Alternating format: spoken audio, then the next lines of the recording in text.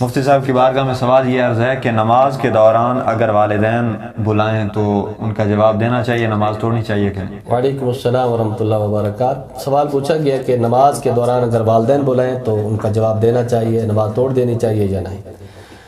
اب اس کے بارے میں حکم یہ ہے کہ نماز کے اندر کوئی شخص مصروف ہو اور کوئی بھی پکارے، چاہے والدین ہوں یا والدین کے علاوہ کوئی اور شخص، لیکن وہ مصیبت زدہ ہے، کسی مصیبت میں کسی آفت میں پھنسا ہے یا غرق ہو رہا ہے دریا کے اندر یا کسی جگہ آگ میں جل رہا ہے، تو ایسی صورت میں یا وہ کہیں کنویں میں گرنا چاہتا ہے یا گڑھے میں وہ گرنا چاہتا ہے یا گر گیا ہے، وہ نمازی دیکھ رہا ہے کہ اگر سامنے کوئی شخص آ رہا ہے، اگر میں نماز توڑ کر اس کو نہیں بچاؤں گا تو وہ کسی نہ کسی مصیبت میں پھنس جائے گا، گر جائے گا، تو ایسی صورت میں نماز توڑنا فرض ہے۔